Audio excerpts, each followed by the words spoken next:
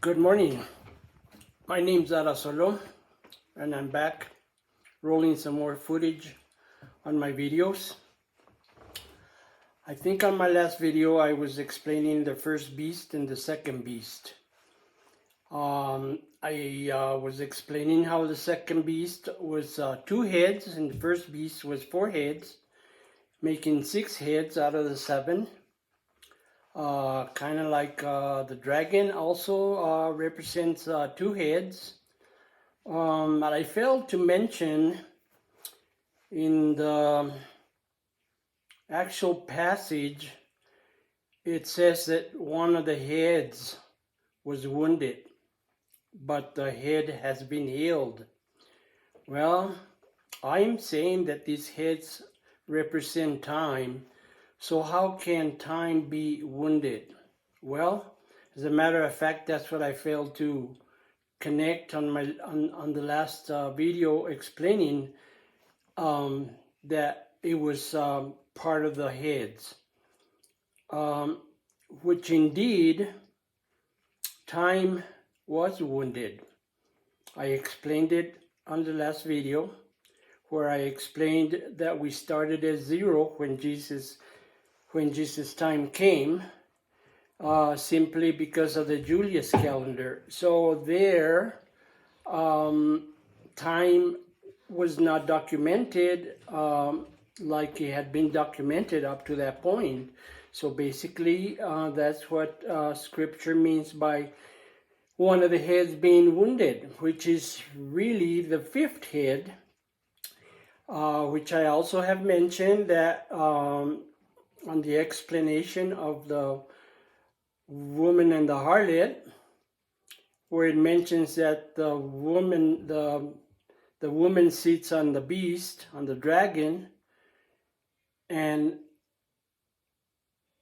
the heads now represent 7 hills. Well, a hill is kind of like, if you look at a mountain, you go up to the top and that's one hill. You come down, you go another one, and you climb another one, so on, until you do 7. All these is the same representation of 7 units. It mentioned that 5 had fallen and 1 exists now. So that kind of goes hand in hand with the 5th head, the 5th seal, the 5th mountain, the 5th head that was wounded, and that should kind of clear out that my explanation is based on the heads, which represent units of time, and the units of time is 1,000 years per head. We can go to technically Revelation. All passages are really representing the timeline that I've been explaining from beginning to end, and this is end times.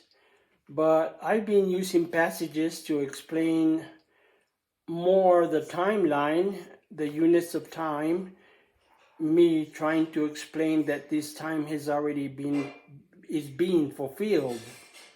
And again, like I mentioned before, these passages go hand in hand with,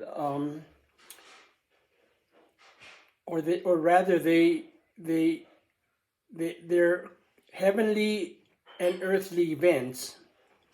And some of the passages are referring more to the critical time that is getting close to the real tribulation, or the actual closing up of the 6 millennium and opening up the 7th millennium. But at the same time, some of the passages that I've been trying to explain the timeline basically are explaining more to the critical point. For example, the fall of Babylon, chapter 18, where I mentioned before that he says, I saw the great city wearing fine linen, purple and scarlet. Well, I mentioned before that purple and scarlet and fine linen represented the same thing, the timeline, which purple represents the 4,000 years of the Old Testament, and scarlet represents the 2,000 years after Christ, and the fine white linen represents the Sabbath that is yet to come.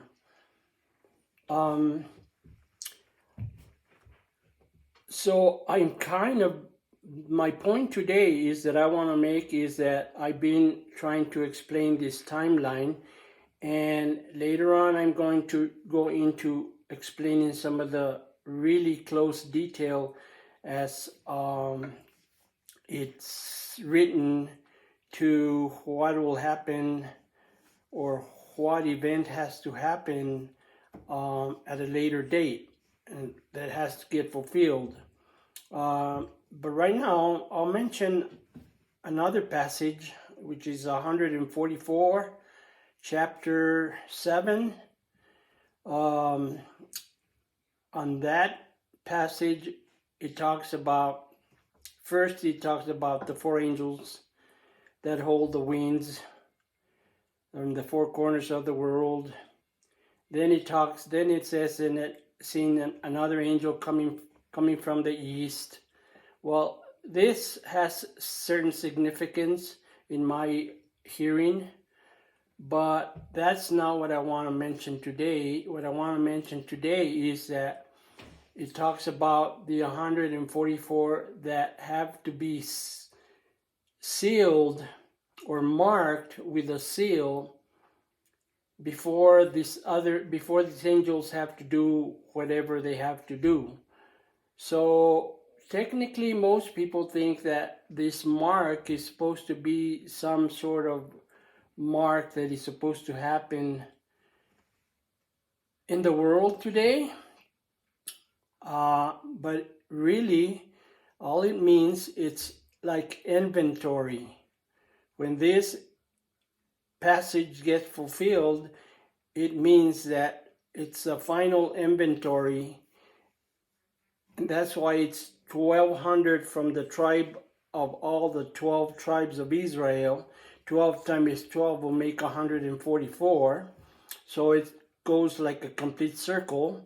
And that is the mark in the forehead or the mark in the hand. Meaning, kind of like the census today, you get counted.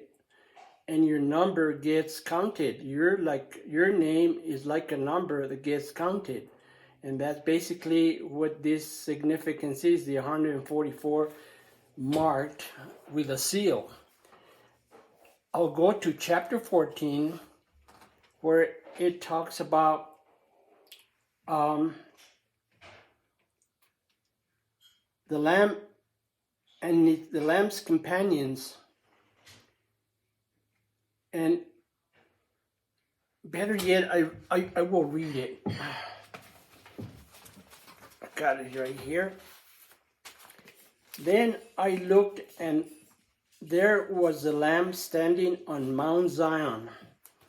Okay, before I go further, I will mention also Mount Zion is, like I mentioned a while ago, a mountain. Now we know that Mount Zion is a mount called Zion back in the east, but yet it's referred over here as Mount Zion or daughter Zion or sister Zion in other passages, simply because it refers to those mountains, so that you can put together that it means that it's already the sixth mountain that is mentioned as Mount Zion.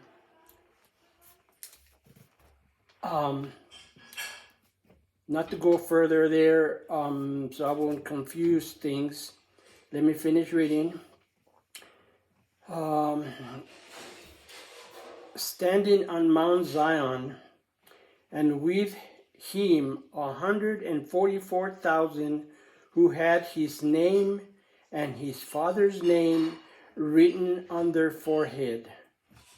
See how it mentions the 144? They had the name of the Father written in their foreheads.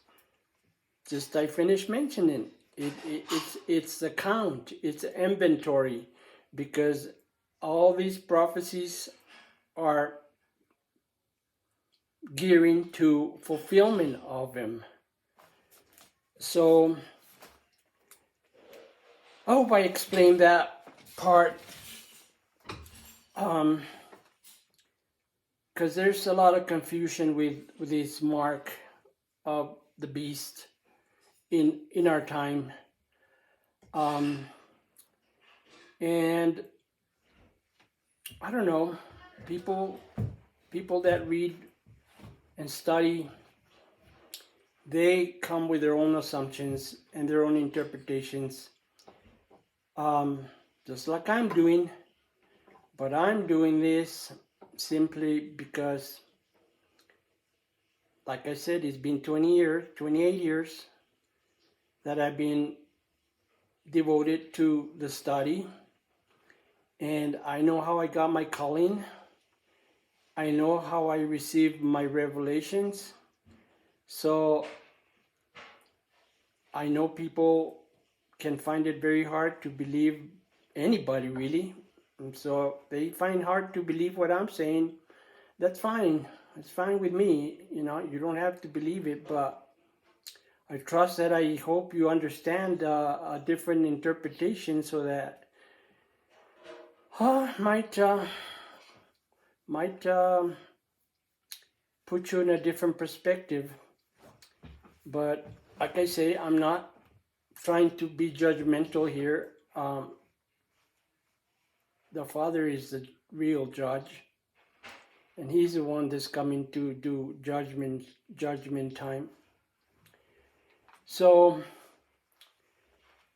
let's go to chapter 10, and that's the angel with a small scroll, the little book.